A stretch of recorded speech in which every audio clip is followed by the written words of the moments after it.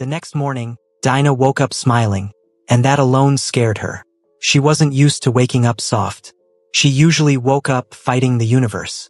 She stretched, checked her phone, and found a message from Ray-Jun. Ray-Jun, morning, trouble. Did you sleep? Dinah, barely. Dreamt of bills chasing me. Ray-Jun, I'll pay them. Dinah, don't tempt me, Appa. I'm fragile. She grinned and rolled over on her bed. Lord, this man wants me to fall for him properly. Her followers were still flooding her last post with comments. She was trending again, the melanin queen of Seoul. People were obsessed with her fashion, her boldness, her mysterious rich boyfriend, who appeared in one blurry shot from the dinner. Dinah looked at that photo and smiled. He was turned away, but his tattoo peeked out from his sleeve. He really fine though, she whispered. Across town, Ray-Jun sat in his car, waiting for her text. His men were briefing him about business, but he was only half listening. Boss, one of them said cautiously, we heard rumors. Someone's spreading lies about you online. He frowned. Lies? Yes. A gossip account said you're dating a fake influencer who uses people for clout. Ray-Jun's jaw tightened. Find who started it. He didn't have to guess long, because at that very moment, Minna was in her office, flawless in a cream suit, sipping coffee as she watched the chaos she'd created unfold. Her assistant whispered, Ma'am, the story's blowing up. People are mocking the girl. Minna smiled. Good. Let her feel the sting. Maybe then she'll run back to wherever she came from. She had bribed a small blogger to leak fake screenshots claiming Dinah had been messaging multiple rich men, pretending to be single. Within hours, the internet was on fire. She's lying again. Fake luxury girl caught. Poor foreigner pretending to be a millionaire's girlfriend. Dinah was still brushing her teeth when her phone exploded with notifications. What's going on? She muttered, opening the posts. Her smile faded. Her photos were everywhere. Twisted, mocked, and captioned with lies. Her hands shook. Who would do this? Just then, her phone rang. It was Ray-Jun. Dinah, don't read anything, he said immediately. It's all fake. She tried to laugh. Fake? You sure it's not karma for lying too much? Dinah, she sighed, sitting down on her couch. I'm fine. I'm used to people talking nonsense. I just didn't want it to reach you. It doesn't change how I see you, he said firmly. I know who you are. That made her eyes sting. You sure? Because the internet's painting me like a villain. I'll handle it, he promised. She sniffed and joked softly. Good. Handle it before my haters think I'm selling fake eyelashes next. He chuckled, but he could hear the sadness behind her humor. Later that day, Dinah decided to step out of her apartment despite the gossip. She wore her biggest sunglasses, her boldest red lipstick, and a bright pink hoodie that said, Unbothered Queen. As she walked down the street, she could hear whispers. That's her. Is she the one who lied about the car? She turned dramatically and said, Yes, that's me, and I'm still fabulous, darling. Then flipped her hair and kept walking. But behind the sass, her heart was heavy. For once, she wished she could be invisible. That evening, Ray-Jun showed up at her apartment unannounced. When she opened the door and saw him standing there, tall, clean, dressed in all black, she almost burst into tears. What are you doing here? She asked softly. He stepped in. You weren't answering my texts. I didn't want to be the topic of rich people gossip, she said, crossing her arms. Now they're saying I used you for attention. I didn't even post your face. He reached out and cupped her cheek. I don't care what they say. She blinked fast, then smirked. You sure? Because your fancy people are probably asking why you fell for a fake slay queen. He smiled faintly. You're not fake to me. Dinah looked away, tears threatening to fall. You don't get it, Ray-Jun. I've been pretending so long that I forgot how to just be me. He pulled her closer. Then let me see the real you. She laughed weakly. You might regret that. The real me is loud, messy, and allergic to authority. He chuckled. Perfect. I hate rules too. They stood there in silence for a moment, the kind of silence that hummed with electricity. Then Dinah sniffed and looked up. You know what? You need to relax. Let's do something fun. Fun? Yes, you're too stiff. I'm teaching you how to dress like a black man. He blinked. What does that mean? Means no more mafia suits. You need swagger, she said, grabbing his wrist and dragging him to her closet. He tried not to laugh as she pulled out an oversized denim jacket, gold chain, and sneakers. Put these on. Dinah, this doesn't look like me. Exactly. That's the point. When he came out of the bathroom wearing it, Dinah screamed laughing. Appa, you look like you're about to drop an R&B mixtape. He looked in the mirror, surprised. Actually, it feels good. Of course it does. You look finny, she teased, snapping pictures. Ladies and gentlemen, my man just became a whole vibe. Rayjun laughed and reached for her phone. No posting. Why? I don't want to share this side with anyone else. Her smile softened. Ah, look at you getting all territorial. He leaned in slightly. Maybe I am. The tension between them was thick now. She could smell his cologne, see the way his tattoos peeked from under the jacket she'd picked. For the first time in her life, Dinah didn't feel like faking anything. She felt seen. Meanwhile, across the city, Minna sat with her phone, scrolling through comments. Her eyes narrowed when she saw a new picture of Rayjun. Dressed differently, happier, laughing. Who does she think she is? She whispered. Bitterly. Her assistant said cautiously, Ma'am, maybe you should let it go. The boss seems serious about her. Minna's expression darkened. If he's serious, then I'll make her a memory. That night, Dinah and Rayjun sat by her small balcony eating noodles from paper cups. She had her legs on his lap. He was looking at the stars. You know, she said, for a scary mafia man, you're soft. He smiled. Only with you. She laughed. Be careful. You're about to make me catch feelings again. Then don't fight it, he said simply. She turned and looked at him. Really looked. And for once, her jokes failed her. Rayjun, she said softly. You scare me. Why? Because I'm not used to people staying. He took her hand gently. Then I'll teach you how it feels. Her lips parted slightly, her heart racing. And what if I mess up? Then I'll be here when you do. She smiled through watery eyes. You're too calm for a man with tattoos. He chuckled. You're too dramatic for a woman who pretends not to care. They both laughed. A sound that felt like healing. As the night deepened, Dinah leaned on his shoulder. The city lights shimmered below them. Everything felt perfect. But somewhere far away, Minna was already putting her plan in motion. And before dawn, the same gossip account that had ruined Dinah's morning posted another headline. Who is the black girl controlling Seoul's most dangerous man? This time, the storm wouldn't just be online. It was coming straight for her heart. The night was too quiet for Seoul.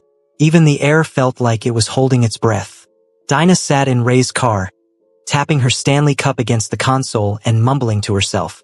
She had agreed to hang out after work, but her mind was racing.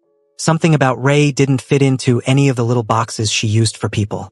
He got a call, murmured something in Korean that sounded rough, then parked near the river. Stay here, he said. His tone was calm, but it wasn't the voice he used when they joked around. It was colder, steadier. Dinah tried to laugh it off. You're not gonna go do some fast and furious deal out there, right? He only gave her that faint smile that made her feel warm and nervous at the same time. Then he stepped out. Through the windshield, she saw him meet a group of men in dark coats. They bowed. One handed him a briefcase. Another kept looking over his shoulder like he expected trouble. And there was Ray, unmoving, composed, his face unreadable under the streetlight. It hit her like a wave. He was Mafia, not in the movie way, real, sharp, dangerous. Her breath caught. Every joke she'd ever made about dating a bad boy suddenly felt ridiculous. Then one of the men shouted something, and everyone froze. Ray turned slightly, his eyes narrowing. The streetlight caught the edge of a tattoo climbing up his neck. Dinah's stomach nodded. She ducked, but he'd already seen her watching. For a heartbeat, they just stared through the glass, her eyes wide with fear, his softening with something close to apology. He walked back slowly. When he opened the door, she flinched. Dinah, he said quietly, you weren't supposed to see that. She folded her arms, trying to sound bold. Well, excuse me for having eyes, Mr. Mystery Man. What was that? A book club meeting? Ray let out a breath that was half a laugh. I told you I'm not a normal man. Yeah, no kidding, she said, voice trembling even though she tried to hide it. You got half of soul. Bowing to you like you're in some K-drama finale. He crouched beside her seat. If you're scared, say so. She met his gaze. Of course I'm scared. You act like you own the city. Then softer. But I don't think you'd hurt me. That made him freeze. The wind off the river brushed between them, cool against the warmth of the car. Ray reached for her hand, slowly, like he was asking permission. His fingers were calloused, careful. Dinah, he murmured. I don't know why I want you near me, but I do. Her laugh came out shaky.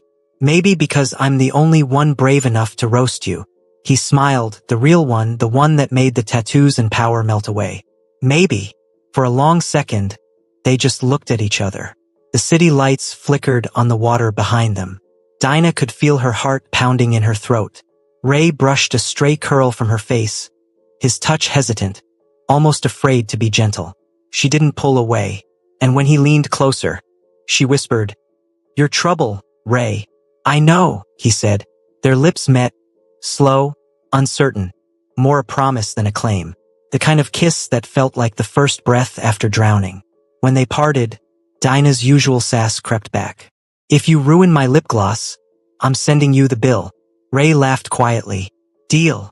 Outside, the city kept moving, unaware that a small, unlikely story had just begun between a reckless girl who faked everything and a mafia man who suddenly wanted something real.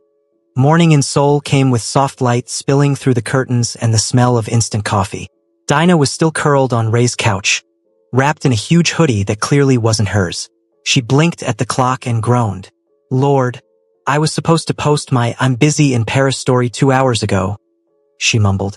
Ray's voice came from the kitchen. You could just say you're here. She snorted. And ruin my brand? Please. He looked over from the counter, hair slightly messy, holding a mug like he was still trying to understand mornings. Dinah caught herself smiling before she could stop it. Ray in the daylight was different, less cold, more human. The tattoos looked softer, the edges of his silence warmer. For a man who'd once told her emotions were a liability, he looked surprisingly gentle as he poured her coffee. Why do you always make that face? She asked. What face? That one like you're solving a murder in your head while brewing coffee. He chuckled. Habit. Dinah stretched, the oversized sleeves covering her hands. Habit's cute on you. He raised an eyebrow. Cute. Don't push it, boss man, she said, hiding a grin. They sat at the small kitchen table. For a few minutes, there was just the sound of spoons against mugs and the city waking up outside.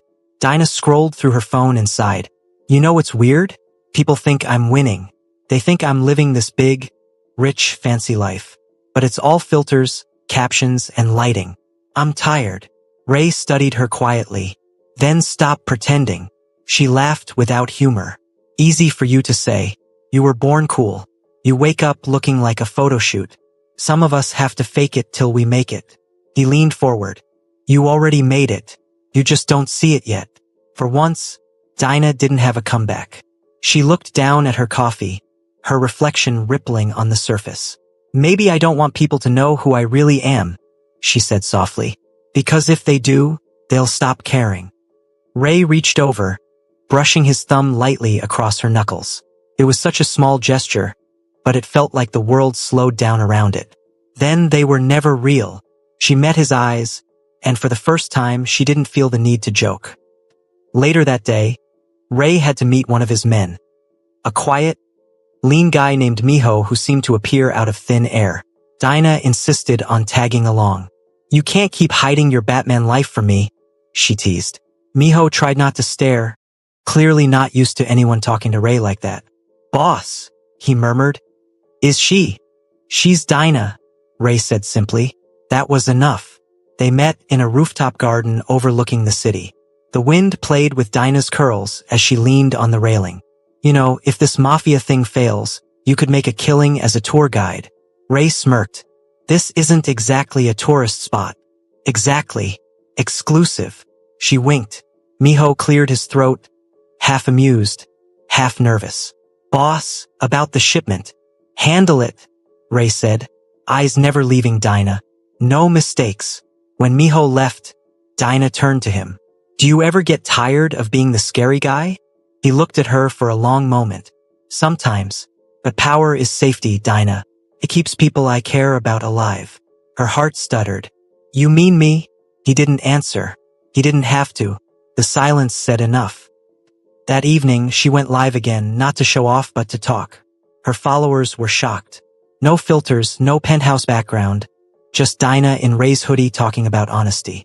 Sometimes, she said, we post so people think we're happy. But happiness doesn't need likes. It needs peace. The comments exploded.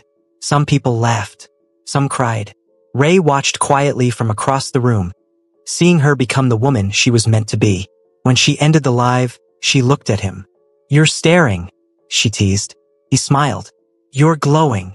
Stop, you'll make me blush. Black girls don't blush cute. You do, he said. She froze, unsure what to do with the warmth in his voice. So she did what Dinah always did, made a joke. If you keep saying things like that, I might start thinking you're soft. He stepped closer, slow enough for her to notice the carefulness in his movement. Maybe I am, he said quietly. She tilted her head up. And what happens if you are? He brushed a curl from her cheek, his voice low. Then you'll be the only one who ever saw it. The space between them disappeared. He kissed her, gentle, deliberate, the kind of kiss that felt like a question and an answer all at once. When they parted, Dinah grinned. I swear, if I end up catching feelings, it's your fault.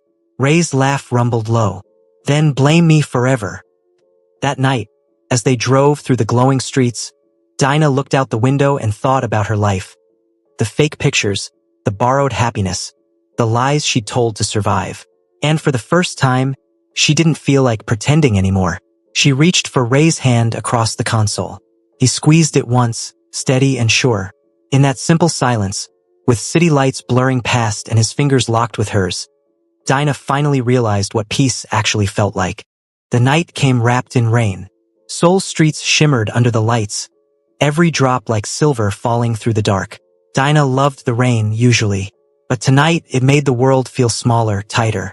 She had spent the afternoon laughing with Ray in his car, arguing over playlists. Now she was alone in her tiny apartment again, brushing out her curls, scrolling through comments on her latest honest post. The live she'd done in his hoodie had gone viral. People were calling her the realest girl in Seoul. For once, she hadn't faked a thing. Her phone buzzed. Ray, stay inside tonight. Dinah frowned. What kind of Batman message is that? She typed. A minute later he replied, please.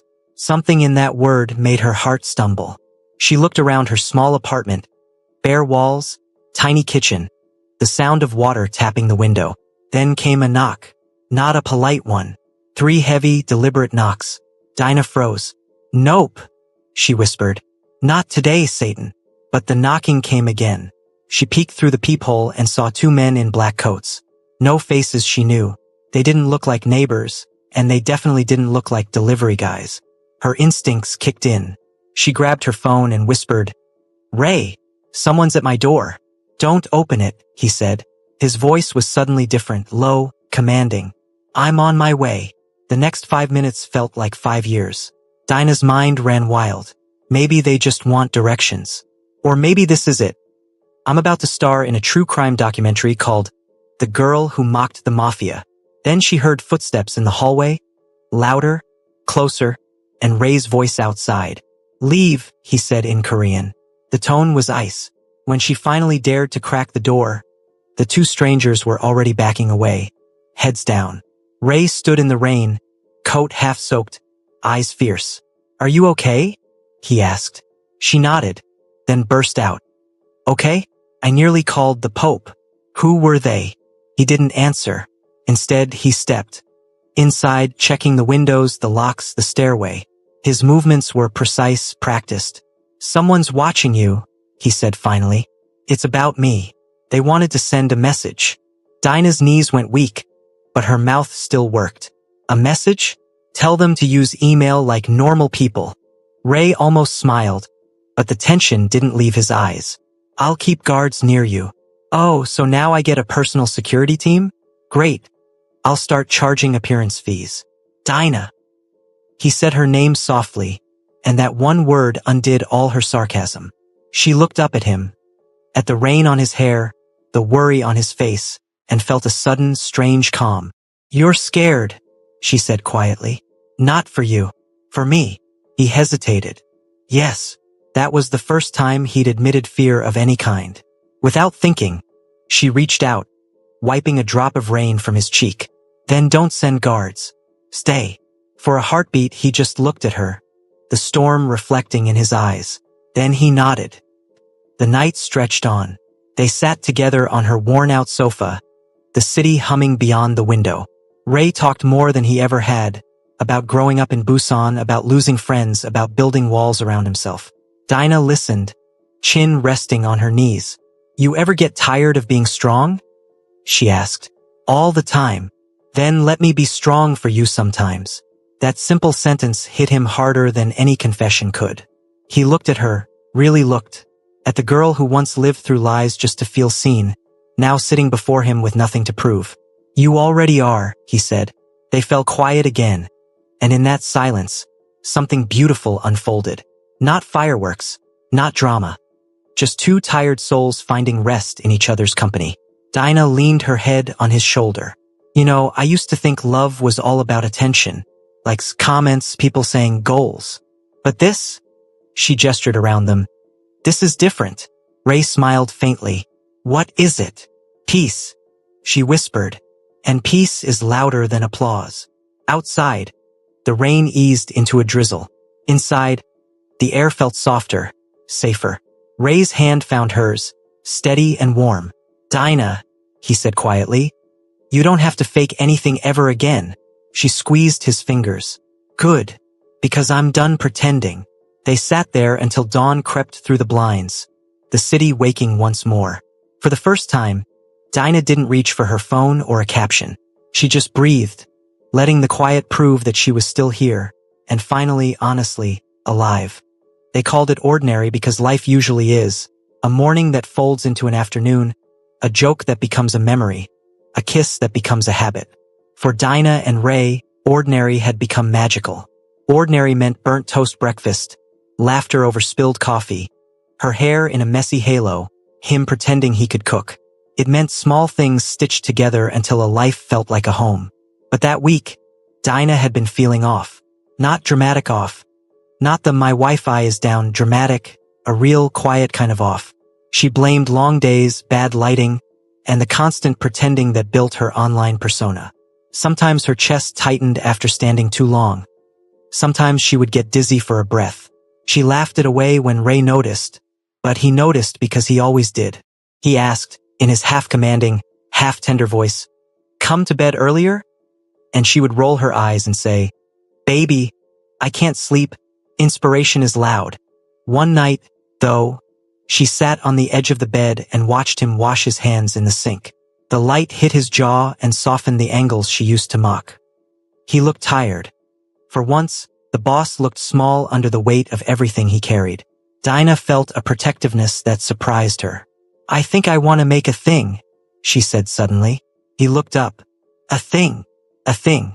If I wake up tomorrow and the internet ate me for breakfast, I want one night recorded where I tell you things without the filter." She said it like a joke, but there was a tremor in her smile.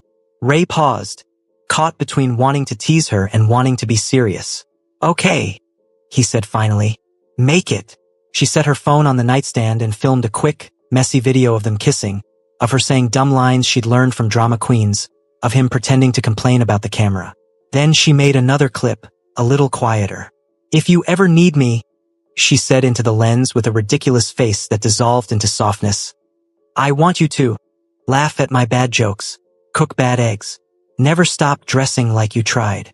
She tucked away the videos the way she tucked away props, meaning nothing more than a private gallery. That night they made love the way two people who had fought and flirted their way into something true do. Slow, tender, clumsy, and miraculous. It was a close thing, the kind of intimacy that feels like confession. No words explained it. They only breathed, held, and rested. Ray's hands that could give orders were careful, as if they were handling glass. Dinah's laughter came in broken little bursts between the quiet. When it was done, they lay awake, fingers laced, watching the city pulse beyond the curtains. She slept on his chest. He hummed until she drifted deeper, and for a long time he thought about promises he hadn't learned to keep. Not to power, not to men, but to the person beside him who dared to be loud in a world that expected silence. At 3 a.m, Ray woke to a small sound. Not a cry, not a gasp, just the little hitch you make in your sleep when something is wrong. He blinked. Dinah's breath had slowed. He prodded her, deeper now, and felt the weight of her head, the smallness of her hands. He called her name softly. No answer. Panic hit like cold wind. He checked pulses the way he had been taught for other reasons in other lives. Her pulse was faint, then fading. The rest of that night is a blur in his mind. Driving like a man who had never cared what speed meant. The sirens that seemed distant and impotent. The sterile lights in the hospital that felt obscene against the memory of her hoodie and her laughter. The doctors moved with professional calm. They spoke of arrhythmia, of sudden cardiac arrest. Terms that draped pain in clinical blue. Ray sat on a hard hospital chair while the machines sang their indifferent song. When the doctor came out, his mouth was the shape of bad news that never becomes better. "We did everything," he said gently. "We're so sorry." Words tumbled from Ray then, not prayers, not opening to prayers, just the sharp edges of a man who had always believed he could control storms. He could not control this. When he finally was allowed into the small room where she lay, the world felt obscene for continuing. Dinah's hair fanned around her face, and even still, a smile seemed to hover in the corner of her mouth as if she'd been mid-laugh. Her phone was on the bedside table. On its screen, the videos she had hidden were there like a small, honest shrine. He watched them in silence. In the first, she teased him, saying, "Promise you'll still hug me like I'm the last human on earth." In the last, quieter ones, she left things that were not planned for death but became gifts for it. A laugh, an apology for the way she'd pushed him away sometimes, a silly instruction to buy a ridiculous pink kettle if he ever wanted to. She told him to keep dressing colorfully. She told him to marry warmth, not fear. She told him, finally, to stop being the man who built walls around everyone he loved. If she had felt that something was wrong, maybe a weird dizziness, she'd laughed off. She had also loved loudly enough to put her truth in pixels, like seeds that would grow into memory. That is how he found the letter she had left. Not a plan for death, but a small, bold set of reminders for the man who would live on. The funeral was not the cinematic trial he hated in the news. It was small. A rented hall, a few of her friends from the market, one or two of his men who had once been children in his world and were now men who cried. The neighbors who remembered the woman who'd smiled at kids and argued loudly with taxi drivers came. Her followers, thousands of faces who had loved her filters and laughed at her roasts, came in numbers that made the room feel like a strange, modern church. Ray did not grieve in public in the way people expected. Grief is not a performance. It is private and ugly and intimate. He found himself in the quiet places he had built for business. Alone in his office at an absurd hour, watching small clips of her, learning the cadence of her laugh as if it were a language he had never bothered to study. He closed the company for a week. He answered nothing. He went to her tiny apartment and sat on the floor with her old ring light, the broken one she used to make penthouse illusions, and he wept like a man who had always thought he had no soft parts left. But grief also moved him. He could not undo what had happened. He could, however, let the rest of her life become something larger than a caption. He set up a foundation in her name, not because charity cleanses guilt, but because she had joked once about helping girls get slay without lies. The Dinah Dream Fund started with seed money from Ray, then from those who loved Dinah, then from strangers who wanted to honor the woman who had been unapologetically loud. The fund helped women with small businesses, photography classes, microloans, and studio time. Photographers who'd been touched by her energy donated lessons. The thrift stores she'd loved hosted pop-ups teaching fashion as confidence, not cost. People said it softened Ray. They were not wrong. He learned to laugh again. A strange sound that did not belong to the old ice boss but to a man remade by loss. He kept her phone on his desk and sometimes, Late at night, he watched the videos until the words were etched into him. Live loud, love hard, rest later. Months after the funeral, Ray visited the riverside where they had sat on a night of thrift market fries and cheap ice cream. He sat where they had taken pictures, and with him he had a small camera shaped like the charm she'd once joked about wanting.